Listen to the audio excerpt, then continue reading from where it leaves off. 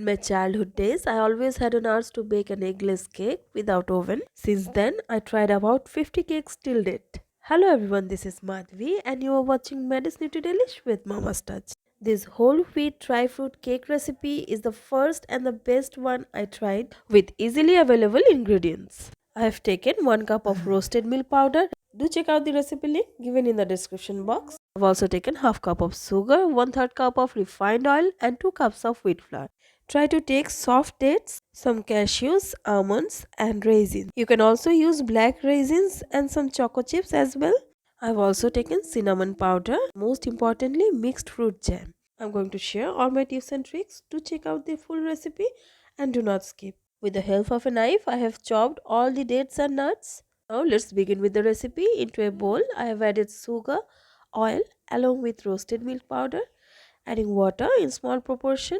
Whisk it nicely and then I am adding wheat flour little by little. Gently mix it.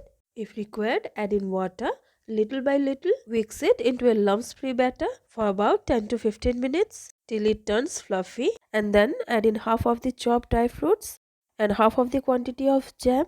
Cut it into small portion and add in and mix it nicely. The batter should have semi-thick consistency. Now add in 2 teaspoons of baking powder. For 100 grams of flour, use 1 teaspoon of baking powder. Also add in 1 teaspoon of cinnamon powder and whisk it nicely. Now into a stainless steel mold or a cake tin, add in some oil and dust it with some flour. I have also taken a stainless steel bowl. Similarly, grease it with some oil and dust it with flour. Coat it nicely all over. Now pour in all the batter into the molds and do not fill it to the rim. Keep about ½ inch away from the rim. Lastly, garnish with all the dry fruits.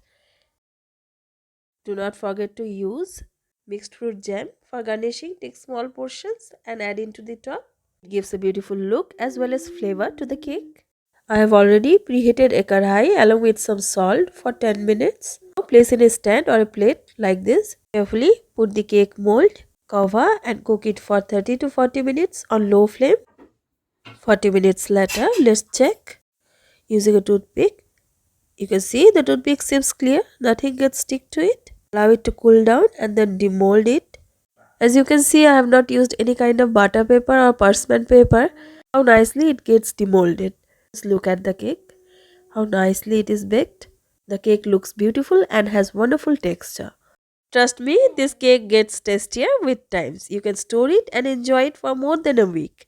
If you like this video, do not forget to hit the like button, share my recipes and subscribe my channel. Do not forget to press the bell icon for new video updates. See you soon with another recipe in my next episode. Till then, stay fit and stay healthy. Thank you so much for watching. Bye bye.